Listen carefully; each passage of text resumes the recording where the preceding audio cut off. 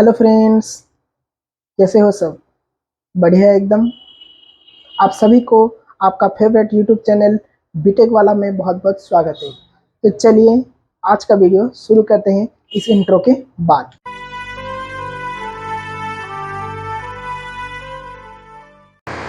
तो गाइस, आज हम देखने वाले हैं कि हमारा आइजन वेक्टर, इसलिए इसके पहले वाले वीडियो में हम लोग देखे थे कि आइजन वैल्यू क्या होता है और उसको कैसे हम फाइंड कर सकते हैं। ठीक है, eigen, what is the eigen value and how way to find the eigen value.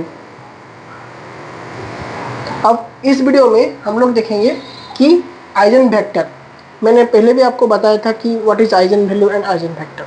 ठीक है, अब उसका मेथड देखेंगे कि कैसे हम गिवन मैट्रिक्स से आइजन वैल्यू निकालेंगे, फिर ईच आइजन वैल्यू के कॉरस्पॉन्डिंग आइजन वेक्टर हम निकालेंगे। ठीक है, तो अभी क्या करेंगे, उसका कुछ स्टेप्स हम पहले फॉलो करेंगे, उसके बाद हम एग्जाम को शिफ्ट होंगे, जबकि आपको अच्छे से उस एग्जाम के थ्रू समझ में आएगा। ठीक है, तो हमारा स्टेप 1 क्या है हमारा, let x1 capital X1 be the eigenvector which contain the element x, y. Why I am writing in the column? Because matrix, either row or column matrix will be our vector. So eigen vector is a column matrix which contain only one column. Okay, so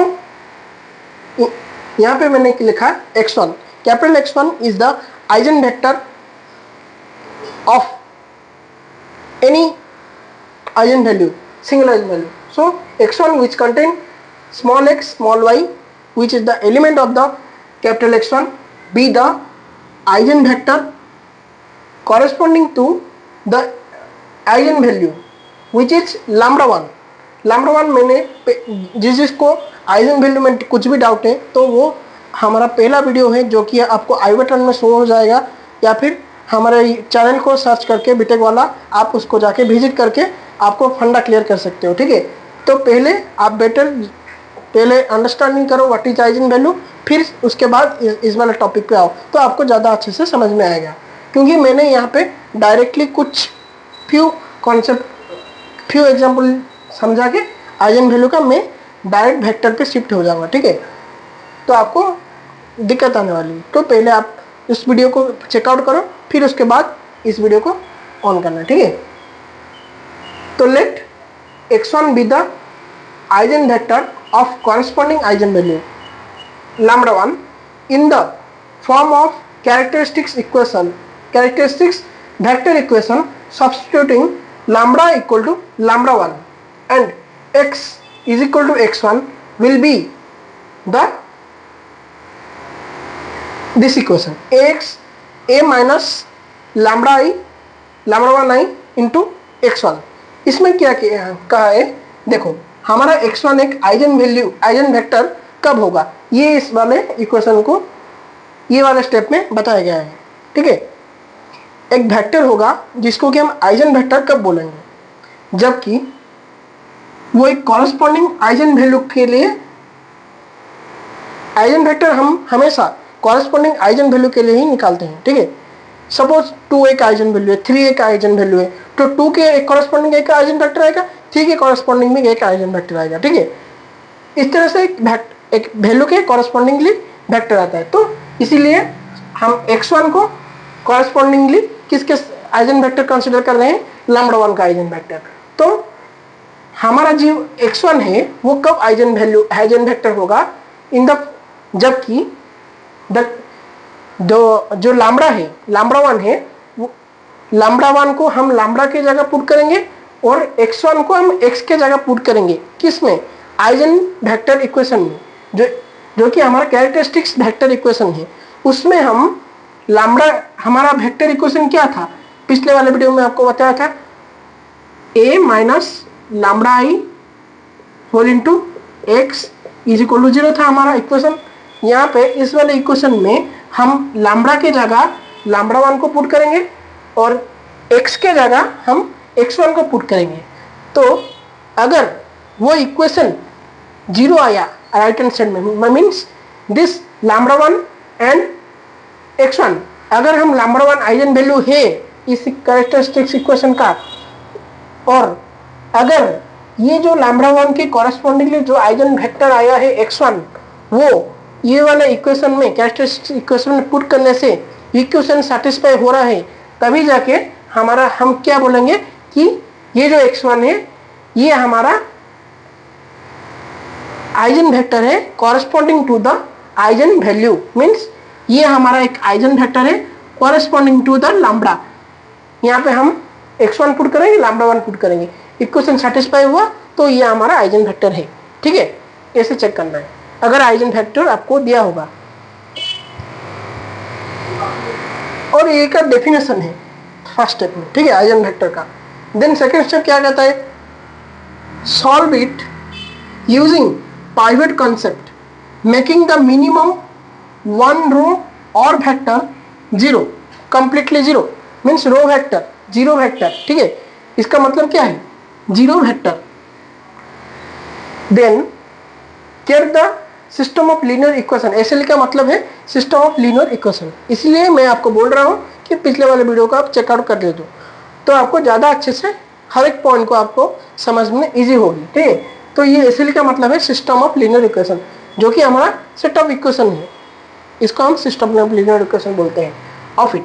इसका step का मतलब क्या है, देखो, solve using the pivot concept, ये satisfy हो गया हमारा। अब क्या करेंगे, हम इसको सॉल्व करेंगे, कैसे ना, पाइवट कॉन्सेप्ट को यूज करके। अगर आपको पाइवट कॉन्सेप्ट के बारे में भी नहीं पता तो हमारा प्लेलिस्ट है, उसको आप जरूर चेकआउट करना, आपको बहुत अच्छे से एग्जाम्पल के साथ और कुछ इंपॉर्टेंट पॉइंट्स और टाइप क्वेश्चंस के साथ आपको समझाया गया है उसमें। ठीक है, तो आप पाइवट कॉन्सेप्ट को वहां जाके देख सकते हैं, और मैं यहाँ पे ब्रीफली बता देता हूँ कि क्योंकि इसमें यूज होने वाला है आपका पाइवट कॉन्सेप्ट। तो पाइवट कॉन्सेप्ट क्या है, आप एक पाइवट एलिमेंट कंसीडर करोगे एक मैट्रिक्स में, उसके कॉरेस्पॉन्डिंगली उसके भी नीचे आ सकते हैं एलिमेंट, ऊपर भी आ सकता है, तो उसके कॉरेस्पॉन्डिंगली जो भी एलिमेंट है नीचे या ऊपर, उसको हम रिमूव करेंगे यूजिंग रो ऑपरेशंस। रो ऑपरेशन क्या है हमारा, रो ऑपरेशन हम देखेंगे, आप इधर आप सोच सकते हो कि कौन सा वाला रो ऑपरेशन अप्लाई करने से वो दोनों एलिमेंट रिमूव होंगे, उसके नीचे वाले पाइवट एलिमेंट के। पाइवट एलिमेंट हमेशा चूज करेंगे हम डायगोनल एलिमेंट्स को। ठीक है, और हमारा जो एलिमेंट रहेगा जो कि रो ऑपरेशन किस फॉर्म में रहेगा हमारा, अगर आप सोच नहीं पा रहे हो कि एग्जाम में हड़बड़ी के टाइम कि कौन सा रो ऑपरेशन हमको अप्लाई करना है सडनली, तो आप उसका एक फॉर्म है रो ऑपरेशन का, आप यूज कर सकते हो। जैसे कि हम बोलेंगे चेंजिंग रो, सपोज आपको R1 में आपका पाइवट एलिमेंट है, आप R2 के पाइवट एलिमेंट के नीचे वाले एलिमेंट को रिमूव करना चाह रहे हो। ठीक है, नीचे वाले एलिमेंट को रिमूव करना चाहिए, तभी क्या करोगे, R1 में आपका पाइवट एलिमेंट है, सपोज R1 के फर्स्ट रो में है आपका पाइवट एलिमेंट, तो आप क्या करोगे, चेंजिंग रो, आपको किस रो में चेंज करना है, सेकंड रो में, किस एलिमेंट को, फर्स्ट एलिमेंट को। ठीक है, तो आपका changing row, suppose R2 changing row changes to. ठीक है, चेंजिंग रो क्या था, हाँ R2 था, minus element below the pivot element, below the pivot element क्या था हमारा, सपोज हम R1 को लेंगे, हमारा चेंजिंग रो। ठीक है, R1 है हमारा चेंजिंग रो, R1 है हमारा पाइवट रो, जो जहां पर पाइवट एलिमेंट प्रेजेंट देता है उसको, उस रो का हम पाइवट रो कहते हैं, और जहां पे R2 जिस रो में हम चेंज करते हैं उस रो का हम चेंजिंग रो बोलते हैं। ठीक है, तो सपोज यहाँ पे हमारा पाइवट एलिमेंट है, पाइवट एलिमेंट के नीचे ये वाले एलिमेंट को हम रिमूव करना है। ठीक है, ये हमारा पाइवट एलिमेंट है, ये इसको हम रिमूव करना है, तो element below the pivot element in the changing row क्या है, सपोज x है अपन पाइवट एलिमेंट क्या है, सपोज हम y ले लेंगे, इसको x ले लेंगे, सपोज इसको y ले लेंगे। ठीक है, तो इस वाले ये एक हमारा फॉर्म रहता है, कौन सा, पाइवट एलिमिनेशन का, आपको रो ऑपरेशन का एक फॉर्म है। ठीक है, ये R1 के R2 की जगह आप जिस भी रो को चेंज कर रहे हैं वो रो आपका यहाँ पे आ जाएगा। ठीक है, इस तरह से कुछ फॉर्म रहते हैं, अगर और कुछ डाउट है इसमें आप जाके चेकआउट कर लीजिए। ठीक है, तो हमारा इतना तक समझ में आ गया आपको। रो ऑपरेशन अप्लाई करके हमको क्या करना है, मेकिंग मिनिमम वन रो आपको जीरो कर देना है कंप्लीटली, ठीक है। तो देन हमारा एक सिस्टम ऑफ लीनियर इक्वेशन आएगा। तो यहाँ पे क्या होगा, दो, हाँ, सिस्टम ऑफ लीनियर इक्वेशन आएगा, उसको हम सॉल्व करके आइजन वैल्यू निकाल देंगे, ठीक है। मतलब कि आपको यहाँ पे पहले आइजन वैल्यू को निकाल के रख देना है, ठीक है। ये वाले जो स्टेप है ये सिर्फ डेफिनेशन से, आपको क्या करना है, पहले आपको आइजन वैल्यू निकाल के रख देना है। कोई भी एक मैट्रिक्स गिवन है, आपको पूछा है कि इस वाले को आपको क्या निकालना है, eigen value and eigen vector. तो यहाँ पे क्या करोगे, आप आइजन वैल्यू फर्स्ट निकाल लोगे पहले, तो उसके बाद क्या करोगे, ये वाला स्टेप 3 से आप प्रोसीड कर सकते हो डायरेक्टली, ठीक है। तो आइजन वैल्यू निकालना फर्स्ट स्टेप है हमारा, ठीक है। आइजन वैल्यू निकलने के बाद आप चेक करोगे कि जो हमारा आइजन वैल्यू निकला है तो वो डिस्टिंक्ट आइजन वैल्यू है या फिर सेम आइजन वैल्यू आया है, रिपीटेडली आया है। तो इसके हिसाब से हमारा मेथड 1 मेथड 2 डिवाइड हो जाता है स्टेप 3 में। तो हमारा क्या है, अगर इस यहाँ पे मैंने मेथड 1 लिखा है जो कि हमारा डिस्टिंक्ट आइजन वैल्यू अगर आएगा आपके क्वेश्चंस में, तो आप क्या करोगे, आइजन वैल्यू निकाल के बाद ये स्टेप फॉलो करना, ठीक है। आइजन वेक्टर का स्टेप क्या है, पहले आइजन वैल्यू, फिर उसके बाद उसकी कॉरेस्पॉन्डिंगली आइजन वेक्टर, ठीक है। आज बिना आइजन वैल्यू के निकालने आप आइजन वेक्टर नहीं निकाल सकते। तो क्या करोगे, आइजन वेक्टर के लिए फॉर डिस्टिंक्ट आइजन वैल्यू हम क्या करेंगे, कन्वर्ट करेंगे। ये स्टेप ए है, यहाँ पे स्टेप 1 स्टेप 2 लिख दिया है, तो कंफ्यूजन ना होने के लिए मैं स्टेप पे स्टेप बी लिखा हूँ, ठीक है। तो convert the formed linear equation in the form of this much, ठीक है। x upon some constant, y upon constant, z upon some constant which is equal to k is a variable। if इसके बाद क्या करोगे, if only one linear equation get, means अगर 2x2 matrix होगा, अगर 1 रो कब 0 कर दिए तो क्या रहेगा, ओनली वन लीनियर इक्वेशन आएगा। सिस्टम ऑफ लीनियर इक्वेशन था, आपने इसके मैट्रिक्स बनाए, उसको पाइवट एलिमेंट्स अप्लाई किए ऑपरेशन, देन एक ही रो कंप्लीट 0 कर दिए, तो क्या रहेगा, ओनली 1 रो रहेगा, 2x2 मैट्रिक्स है। तो यहाँ पे only if only one linear equation get, then आप क्या करोगे, simply convert it into x upon something और y अपॉन समथिंग के फॉर्म में आपको कन्वर्ट कर देना है, जो भी आया मीन्स आप x वेरिएबल के नीचे जो भी कांस्टेंट आ सकते हैं उसको ला दोगे, then right side y variable को सारे ले जाओगे, उसके हिसाब से आपको करना है। ये जो स्टेप्स है आपको क्वेश्चन एग्जाम्पल के टाइम अच्छे से समझ में आ जाएगा। आप सिर्फ इसको नोट डाउन कर दीजिए स्टेप्स को, ठीक है, फॉलो करने के लिए। नहीं तो आप डायरेक्टली एग्जाम जो हमारा जो एग्जाम्पल होगा उसमें से आप देख के डायरेक्टली समझ सकते हो, ठीक है। तो अगर मोर देन लीनियर इक्वेशन आया, मीन्स ये क्या हो सकता है, 3x3 मैट्रिक्स हो सकता है। ज़्यादा मैट्रिक्स आपको नहीं पूछेगा एग्जाम में, 3x3 मैक्सिमम पूछता है, ठीक है। हमको क्या करना है, इसकी 3x3 के लिए यूज करेंगे हम determinant solving of linear equation. Linear equation solve करने का डिटरमिनेंट मेथड हम यूज करेंगे, ठीक है।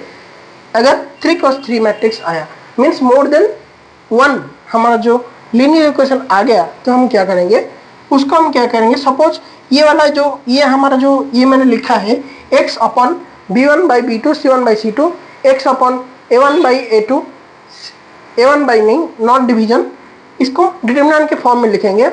देखो bc ca ab सर्कुलर में मैंने लिखा है, देखो a यहाँ पे bc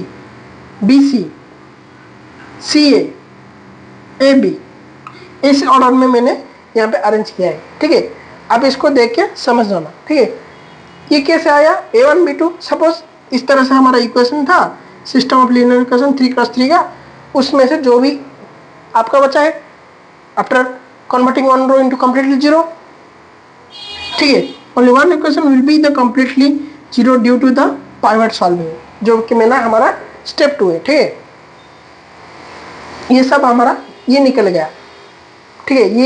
ये किसके लिए, 2x2 के लिए, ये 3x3 के लिए है। तो इसके बाद क्या करेंगे, पुट करेंगे क्या, k को, जो हमारा k एज्यूम किया था, कहाँ पे किया था, यहाँ पे के को हम क्या करेंगे, के को क्या करेंगे 1 पुट कर देंगे। ठीक है, ये जो हमारा था कांस्टेंट, ये जो मैंने लिखा है ना, इसको ही मैंने यहाँ पे दिखा है। देखो ये वाला जो ये फॉर्म है स्टैंडर्ड फॉर्म, ठीक है, ये है का हमारा स्टैंडर्ड फॉर्म है, इसको ही मैंने 2x2 3x3 के लिए डिवाइड किया था। ठीक है, तो इसको हम इक्वल टू के करेंगे। ठीक है, इसको भी के करेंगे, उसको 1 लिख देंगे लास्ट में। ठीक है, ये वाला ही जो फॉर्म है ये ही डिवाइड हुआ है इन दोनों में। ठीक है, मेथड में और कुछ नहीं है यहाँ पे। अब इसको इस तरह से लिख देंगे और क्या करेंगे, स्टेप बी में put k equal to 1, then the value of x y z, the value of xyz we get, that will be the component of the eigenvector। हम जो भी, ये देखो ये x है, ये y है, ये z है, यहाँ पे x है, y है, ये जो भी हमारा आएगा वैल्यू वो क्या हो जाएगा, एलिमेंट हो जाएगा। एलिमेंट किसका, आइजनवेक्टर का। तो ये आइजनवेक्टर का एलिमेंट हो जाएगा। तो इसको हम फॉर्म करके आइजनवेक्टर निकाल देंगे। ये हमारा हो गया डिस्टिंक्ट आइजन वैल्यू के लिए। आप इसको नोट डाउन कर दीजिए अच्छे से। ये कॉम्प्रेस्ड होके, ये कॉम्प्रेस्ड सॉल्विंग मेथड है। ठीक है, ये जो मैंने इक्वेशन लिखा है बुक में आपको ज़्यादा दे देगा, कंफ्यूजन कर देगा एकदम से। ये सिंपली वर्ड में लिखा है, एरो यूज करके लिखा है, शॉर्टकट समराइज करके मैंने यहाँ पे ये जो स्टेप्स हैं लिखे हैं, इसलिए आप इसको नोट डाउन कर दीजिए अपने नोट में। अभी हम देखेंगे उसके बाद क्या रिपीटेड आइजन वैल्यू के लिए क्या आता है। ठीक है, तो चलिए अब हम देखेंगे हमारा मेथड 1 का जो भी है रिपीटेड आइजन वैल्यू के लिए हम कैसे आइजन वेक्टर निकालेंगे। ठीक है, तो रिपीटेड आइजन वैल्यू के लिए हम आइजन वेक्टर कैसे निकालेंगे, स्टेप 1 है उसका। स्टेप ए है इसका, क्या है, हियर आफ्टर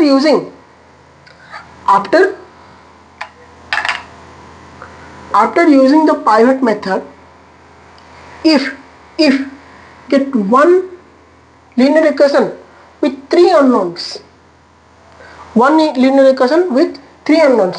अगर हम आइजन वैल्यू निकाल दिए और उसके बाद हम पाइवट मेथड को ऑपरेशन परफॉर्म करके जो भी हमारा एक रो को हम कंप्लीटली जीरो करने के बाद जो भी हमारा इक्वेशन आया, सिस्टम ऑफ लीनियर इक्वेशन या फिर लीनियर इक्वेशन ओनली, देन अगर हमारा लीनियर इक्वेशन एक ही है, जो भी है एक ही है और इसमें 3 अननोन्स है, लाइक एग्जाम्पल इसका फॉर्म क्या है, standard form ax plus B Y plus C Z equal to 0, ऐसे कुछ हमारा इक्वेशन आया, देन हम क्या करेंगे, लेट एज्यूम करेंगे y equal to k1 and z equal to k2। Then क्या करेंगे, x को हम minus B by A Y लेंगे, माइनस x को हम इस वाले फॉर्म में लिखेंगे which is equal to nothing but minus B by A, Y के जगह हम k1 और z के जगह हम k2 पुट कर देंगे। ठीक है, देन स्टेप 2 में क्या आएगा हमारा, देखो as x1 is eigenvector which is combination of eigen value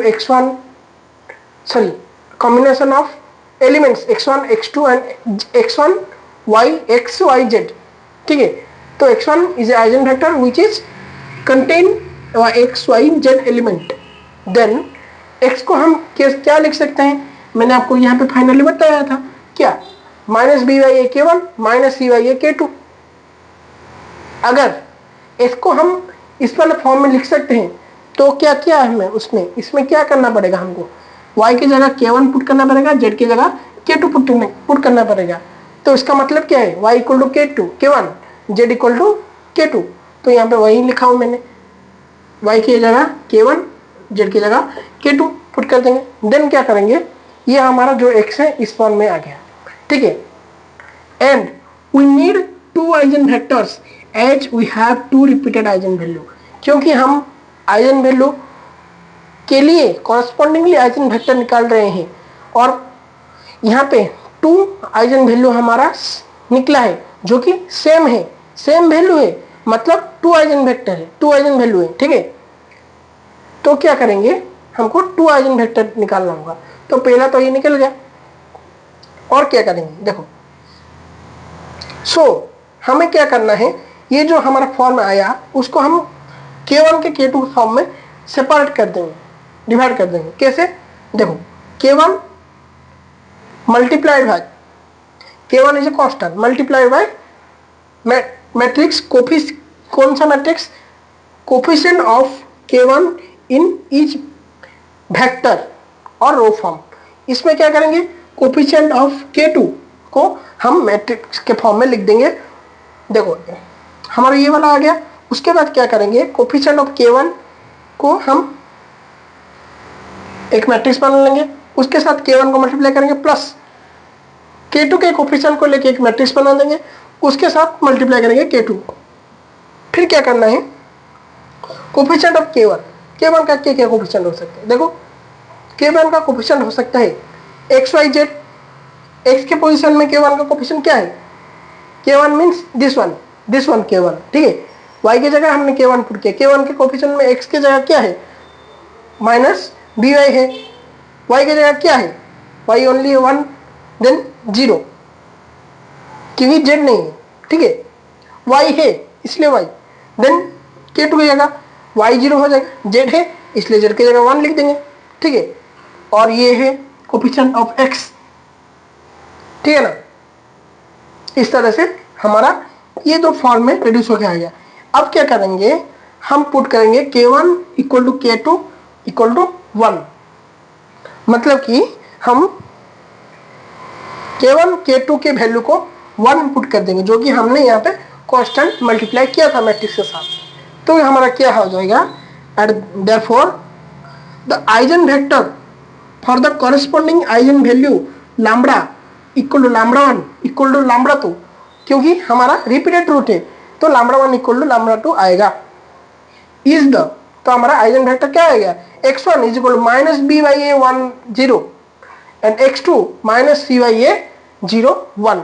ये दोनों हमारा रिपीटेड रूट के लिए रिपीटेड आइजन वैल्यू के लिए कॉरेस्पॉन्डिंगली आइजन वेक्टर निकल गया। ये हमारा है मेथड 1। अब हम देखेंगे कि मेथड 2 क्या है, for both distinct and repeated value, ठीक है। के लिए मेथड 1 हमारा कंप्लीट हो गया। मेथड 1 के लिए हम स्टेप 3 हमारा मेथड 1 मेथड 2 में डिवाइड है। मेथड 1 में हम बोथ डिस्टिंक्ट के लिए निकाले हैं, रिपीटेड के लिए निकाले हैं। फिर मेथड 2 को मूव करेंगे, मेथड 2 में क्या निकालेंगे, डिस्टिंक्ट के लिए निकालेंगे, रिपीटेड के लिए निकालेंगे। आपको जो भी मेथड अच्छा लगता है आपको वो प्रीफर करना चाहिए एग्जाम के लिए, ठीक है। तो हम इसके बाद मेथड 2 देखेंगे बोथ के लिए, ठीक है। तो अभी हम देखेंगे कि मेथड 2 क्या है हमारा, जिसमें कि हम मेथड 2 को हम डिस्टिंक्ट वैल्यू के लिए भी देखेंगे और रिपीटेड रूट के लिए, रिपीटेड आइजन वैल्यू के लिए भी देखेंगे, ठीक है। तो हमारा पहला है डिस्टिंक्ट आइजन वैल्यू। हमारा मेथड 2 में जब हमारा डिस्टिंक्ट आइजन वैल्यू आ गया तो क्या करेंगे, तो टेक सिंपलेस्ट। तो स्टेप ए क्या है हमारा, इसमें एक ही स्टेप है, ठीक है।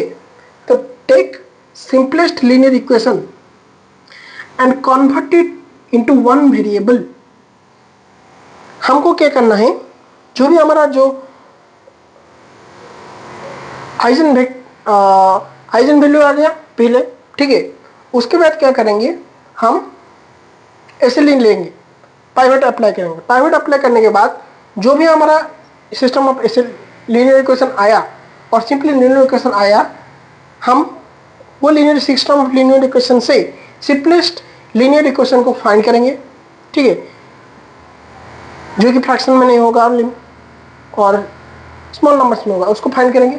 उसको हम कन्वर्ट करेंगे किसमें ना, और एक वैल्यू 0 हो जाएगा, 2 वैल्यू 0 होगा जाएगा linear equation. Simply linear equation का मतलब क्या है, ठीक है। अगर कोई भी 1-2 वेरिएबल का वैल्यू 0 हो गया और कोई फ्रैक्शन वैल्यू नहीं है, इस तरह से सिंपलेस्ट हम कंसिडर करेंगे। देखेंगे एग्जाम्पल देखने पर आपको समझ में आ जाएगा, ठीक है। आप फोकस कीजिए स्टेप्स के ऊपर, ठीक है। तो क्या करेंगे, convert it into one variable. हम इसको जो भी हमारा सिंपलेस्ट इक्वेशन है उसको लेके हम सिंगल वेरिएबल में कन्वर्ट करेंगे। कैसे? सिंगल वेरिएबल का मतलब क्या है कि इन टर्म्स ऑफ और इन the form of another variable of it. Means हम क्या करेंगे, जो भी हमारा एक वेरिएबल को दूसरे एक वेरिएबल के फॉर्म में लिखेंगे तो हमारा इक्वेशन सिंगल वेरिएबल के फॉर्म में आ जाएगा। सपोज ये हमारा है x plus Y equal to 10 है। अगर हम इसको सिंगल वेरिएबल में कन्वर्ट करेंगे तो क्या करेंगे, ये सपोज हम x में कन्वर्ट कर देंगे इक्वेशन को, तो ये y की जगह हमको x में पुट करना है। मीन्स y के वैल्यू को हम x में कन्वर्ट करेंगे। कैसे कि यहाँ पे y कितना आएगा 10 माइनस एक्स, तो ये वाला इक्वेशन में हम x plus 10 minus x put कर देंगे इक्वल टू 0। ये हमारा हो गया कन्वर्ट इनटू सिंगल वेरिएबल। इस तरह से हम इसको करेंगे, ठीक है, कन्वर्ट इनटू सिंगल वेरिएबल।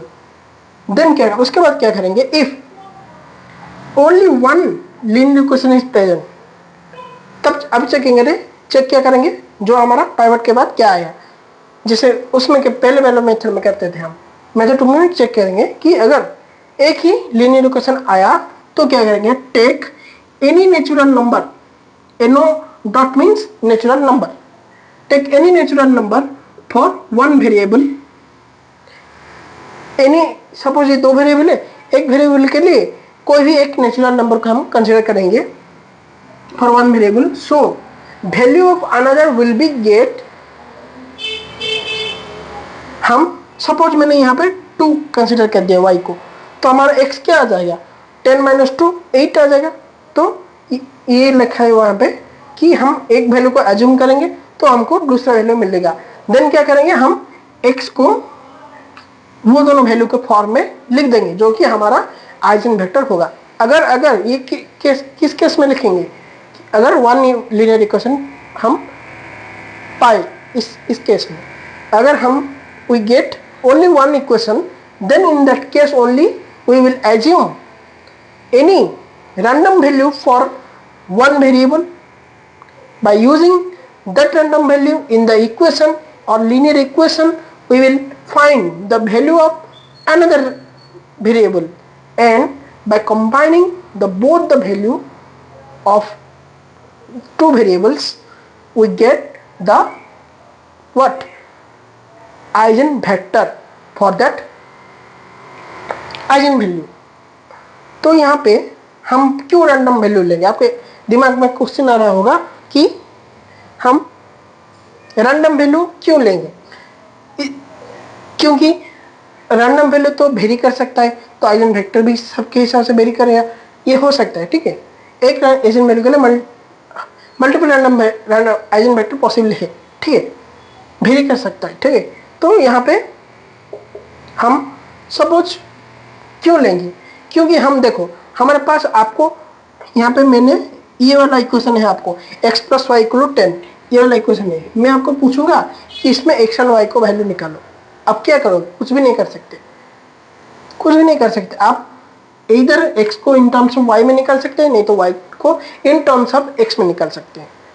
अगर दो वेरिएबल है हमारे पास, दो वेरिएबल वाला इक्वेशन, तो हमको मिनिमम 2 इक्वेशन चाहिए वो एक्स एंड वैल्यू को, एक्स एंड वाई के वेरिएबल के वैल्यू को फाइंड करने के लिए, ठीक है।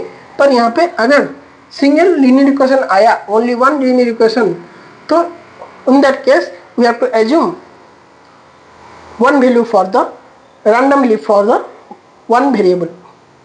एक वेरिएबल के लिए हमको रैंडमली वैल्यू चूज करना पड़ेगा, ठीक है। देन क्या करेंगे, more than one linear equation रहेगा, प्रेजेंट रहेगा, तो क्या करेंगे, then put that variable in another linear equation. अगर एक से ज़्यादा इक्वेशन रहा हमारा एसएलई में, तो क्या करेंगे, आफ्टर द पाइवट एलिमिनेशन हम करेंगे, पुट करेंगे that variable in another linear equation. एक वेरिएबल के, सपोज ये हमारा है, आपको x plus Y equal to 10 है, y plus z equal to 20 है। तो यहाँ क्या करेंगे, ये वाला देखो y कॉमन है दोनों इक्वेशन में, तो एक इक्वेशन में y के वैल्यू को निकालेंगे, दूसरे इक्वेशन में पुट कर देंगे, ठीक है। इस तरह से देखो, then put that value of that variable in the another linear equation we got in SLE, then solve it, we get the relationship, इसका मतलब है रिलेशनशिप, ठीक है, बिटवीन द वेरिएबल्स। तो ये करने से क्या होगा हमारा, आप पूछोगे, तो हमारा ये करने से रिलेशनशिप फाइंड हो जाएगा। यहाँ पे दो इक्वेशन गिवन है आपको, वेरिएबल कितने हैं आपके पास, 3 है, एक्स वाई जेड है, तो अब सॉल्व हो सकता है क्या, नहीं। तो क्या करेंगे हम, इसको और एक रिलेशन निकालना होगा। कैसे, देखो ये एक्स वाई का रिलेशन आपके पास मौजूद है, वाई जेड का भी रिलेशन मौजूद है, पर एक्स जेड का नहीं है। तो एक्स जेड का रिलेशन कैसे निकालोगे आप, देखो y को हम पुट कर सकते हैं पहले वाले इक्वेशन से। कैसे, 10 माइनस एक्स, इसको यहाँ पे पुट करो तो क्या आ जाएगा, 10 minus x plus z equal to 20। तो हमारा x प्लस जेड कितना आ गया, sorry x plus z equal to हमारा कितना आ गया, ये उस सॉरी यहाँ पे हम क्या करेंगे, हाँ ये माइनस हो जाएगा।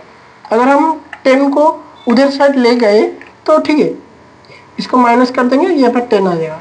इस तरह से कुछ रिलेशन आ गया तीनों वेरिएबल के साथ, ठीक है।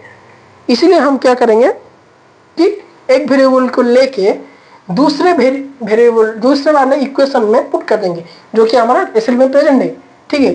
तभी क्या करेंगे, तब जगह क्या आ गया हमारा x1 को हम xy z के फॉर्म में लिखेंगे, will be the eigen value. अच्छा, जो यहाँ पे xy z क्या होगा, देखो x relationship means x in terms of y, y in terms of z, ठीक है। तभी जाके हमारा xy z निकल जाए। ये रहा कुछ स्टेप्स जो कि हमको फाइंड करने में हेल्प करेगा डिस्टिंक्ट आइजन वैल्यू के लिए आइजन वेक्टर, ठीक है। अभी हम क्या करेंगे, रिपीटेड आइजन वैल्यू के लिए आइजन वेक्टर निकालेंगे। कैसे, here find one variable in terms of another and put in another equation of SLE। हम क्या करेंगे, वन वेरिएबल के लिए find one variable in terms of another. x को सपोज एक्स वाई है, x को इन टर्म्स ऑफ y में find करेंगे, ठीक है। Put in another equation, by putting in another equation, find करने के बाद x को हम अनदर इक्वेशन में पुट करेंगे, so get relationship between them, then take any one value of the variable, so the value of other will be get. इसका मतलब क्या बोल रहा है यहाँ पे, देखो आपके पास ये वाला इक्वेशन है, ठीक है, ये दोनों इक्वेशन है सपोज। तो आपको क्या करोगे यहाँ पे x को इन टर्म्स ऑफ y को इन टर्म्स ऑफ x में फाइंड कर दिया आप। इसके बाद क्या करोगे, इसको अनदर इक्वेशन पुट कर देंगे, ये वैल्यू आपका निकल गया। अब x y z निकल लेंगे कैसे, अब x y z के वैल्यू को ऐसे कंसिडर करो कि ये वाला इक्वेशन सेटिस्फाई हो जाएगा। इसीलिए जो भी इक्वेशन, जो भी वैल्यू आएगा एक्स वाई जेड, जो इन इक्वेशन को सेटिस्फाई करेगा, वही हमारा हो जाएगा क्या, आइजन वेक्टर। ये रहा हमारा मेथड 1 और method 2, how to find the eigen value and eigen vector के लिए। इस वाले वीडियो में आइजन वेक्टर के लिए मैं बताया था और पिछले वाले में आपको आइजन वैल्यू के लिए बताया था, ठीक है। तो अभी हम देखेंगे कुछ सॉल्व एग्जाम्पल, 3-4 सॉल्व एग्जाम्पल देखेंगे जो जिसके द्वारा आपका सारा कॉन्सेप्ट जो भी मेथड 1 मेथड का आपका अच्छे से क्लियर हो जाएगा, ठीक है।